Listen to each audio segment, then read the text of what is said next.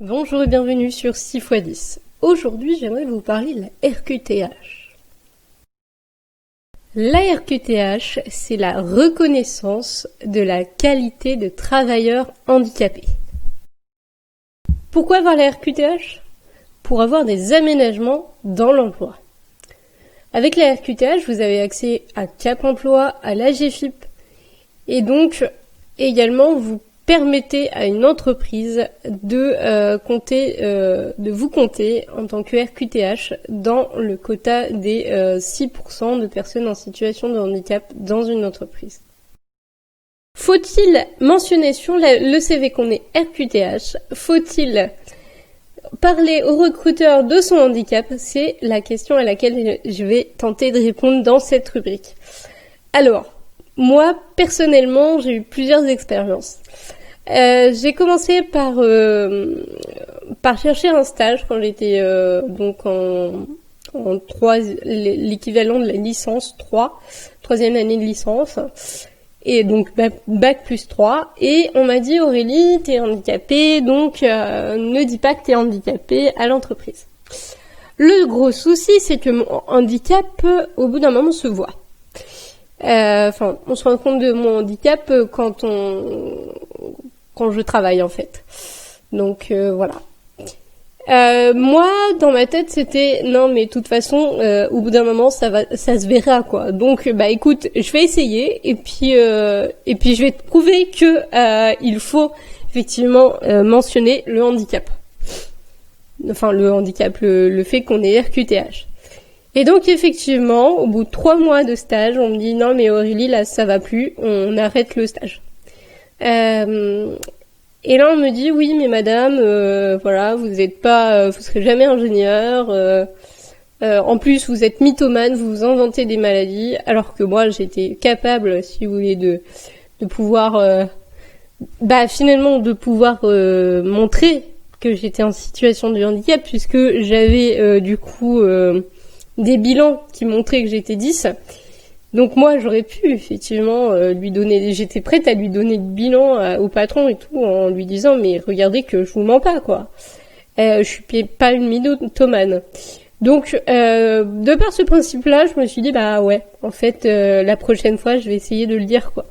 Parce que je le pensais bien et que moi, de toute façon, je me suis toujours dit, une entreprise qui ne m'accepte pas avec mon handicap, elle m'accepte pas du tout.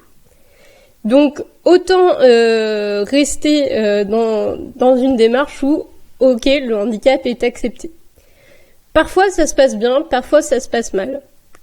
Parfois, ça se passe bien, et puis on a des bonnes surprises, on est bien entouré, il y a des missions handicap. Donc, les missions handicap, c'est quand c'est dans les grands groupes, quand les entreprises ont plus de 250 salariés, donc les missions handicap sont là pour vous aider en tant que personne en situation de handicap à avoir des aménagements dans votre emploi, voilà, plein de choses comme ça. Il y a des fois où malheureusement ça se passe mal malgré l'explication du handicap et là pour le coup on n'y peut rien.